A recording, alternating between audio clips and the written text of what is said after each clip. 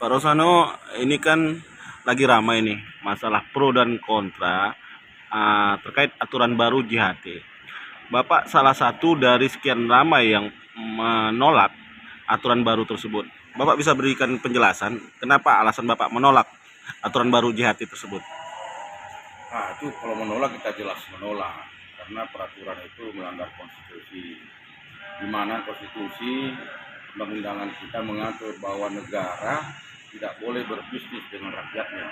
Itu kan berbisnis, arti berbisnis itu uang dari peserta BPJS terus ditaruh di bank, terus kemudian nanti di umur 56 tahun baru disalurkan. Artinya kan ada jenjang waktu panjang itu kan, ada waktu istirahat ini. Ketika dia berhenti di 40, berarti orang menunggu lagi 16 tahun kemudian baru bisa dicairkan. Ini kan berbisnis namanya. Begitu, berarti negara berbisnis pada rakyat. Ini yang kita tidak mau, itu kan dana rakyat, bukan uang pemerintah. Uang rakyat ketika dia sudah selesai bekerja, ya silakan diberikan haknya. Karena itu kan hak rakyat, bukan uang negara yang dipakai. Kenapa negara mengatur itu akan memberikan ke 56 tahun? Hak asasi kita kan tidak seperti itu. Jadi konstitusi kita mengajarkan kepada kita itu bahwa negara tidak boleh berbisnis kepada rakyatnya. Kemudian juga apa namanya, BPJS ini kan ratusan triliun uang itu. Kalau dilihat kan setiap pekerja itu dipotong gajinya 2%, tiap perusahaan 3%, jadi 5% yang diambil dari BPJS. Ketika itu dia udah pensiun atau bukan pensiun, udah berhenti kerja di umur 40 tahun, berarti orang ini akan menunggu 16 tahun kemudian baru diberikan JHT-nya. Ini salah, tidak begitu mengelola negara. Karena kita punya dasar-dasar hukum, punya konstitusi yang harus dijalankan. Karena mohon maaf ini juga, ini mungkin langsung ke presiden ya.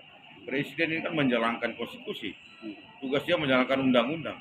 Ya tolong Pak Presiden menegur Menteri Tenaga Kerja yang sudah melanggar konstitusi. Tidak bisa ini dibiarkan. Uang rakyat kasih kembali ke rakyat. Jangan negara kelola uang itu.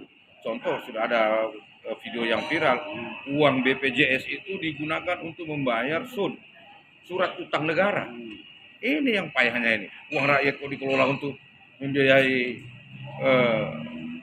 urusan negara yang lain-lain, padahal itu uang yang jelas-jelas milik rakyat untuk di masa dia setelah dia di PHK, apalagi zaman ini pandemi banyak pengangguran, ya segera dicairkan. Nggak boleh nunggu lagi sampai belasan tahun. Kalau dia bekerja umpamanya 21 tahun, terus dia berhenti di umur 25 tahun atau 30 tahun, berarti dia nunggu 26 tahun. Kalau dia berhenti di umur 30 tahun, 26 tahun dia menunggu. Ya akal sehat kita nggak masuk seperti itu. Jadi ini saya berharap pemerintah melalui Permenaker ini segera dicopot menterinya, nggak betulin membuat peraturan menteri yang melanggar konstitusi, yang dimana konstitusi menyebutkan negara tidak boleh berbisnis dengan rakyatnya. Saya kira demikian.